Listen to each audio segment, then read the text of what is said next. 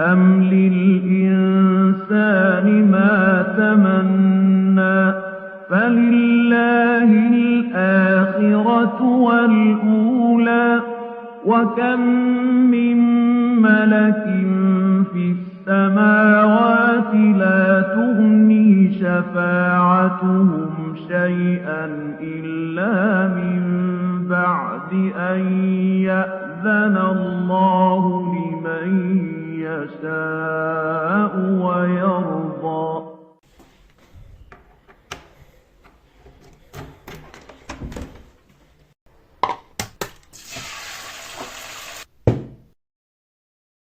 عليا بحث المفروض يتسلم لحد بالليل النهارده، لحد مكتبتش فيه ولا كلمة، فخلينا نفطر ونبدأ.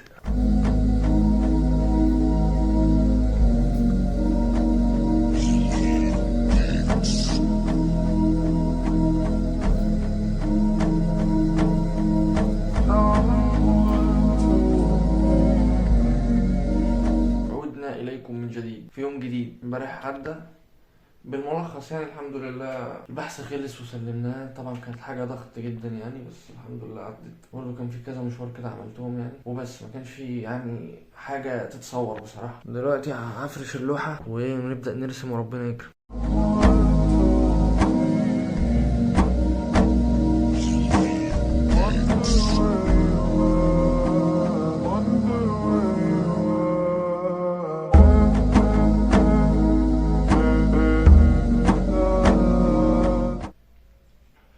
بصراحة مش قادر أبطل تدخين الرصاص بصراحة. أنا واحدة تعبان، جسمي على ما أوصل سنة 5 ممكن أموت من الرصاص. أنا مش فاهم إيه فايدة المحاضرات الأونلاين طالما أنا مش سامع. يعني المايك زبالة. يعني بعمل نفسي سامع يعني مستفيد يعني.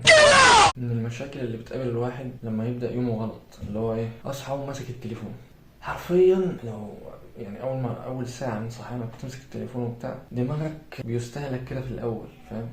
يعني تحس ان انت ايه، كل حاجة انت المفروض تعملها بقت اصعب، فاهم؟ اللي هو ان انت تشتغل او تذاكر او تعمل اي حاجة تحس انها بصعوبة، بعد كده ترجع تمسك التليفون تاني وهكذا. حاجة بتستنزفك بجد. بص خليني اشرح لك الموضوع. انت لو نايم كويس، وحط تحت كلمة نايم كويس دي ايه، مليون خط. اول ما بتصحى بطاريتك 100%، يعني انت دلوقتي صاحي فريش بطاريتك 100%. عندك سكتين تمشيهم. السكة الاولى واللي هي السكة كويسة، يعني تقوم من على السرير، تفوق، تصلي، تقرا الاذكار، تستفتح اليوم، تبدأ تشوف اللي وراك. البطارية كده بتفضل في المكان الصح، هتدوم معاك لاخر اليوم، هتبقى راضي عن يومك.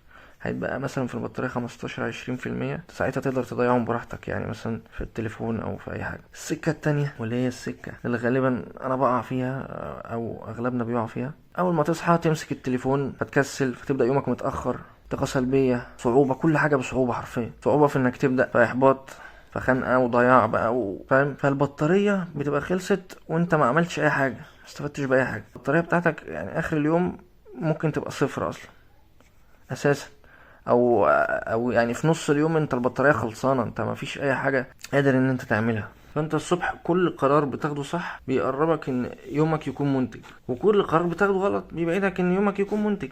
منطقي. يلا بينا على الجيم.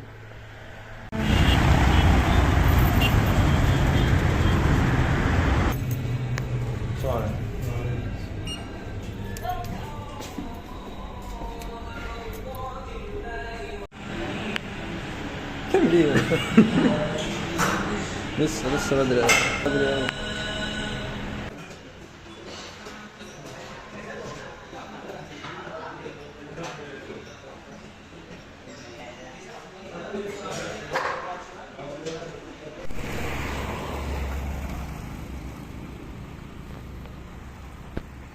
وبس كده، مش حاسس ان في حاجة تانية ممكن نضيفها النهاردة، فتصبحوا على خير. سلام.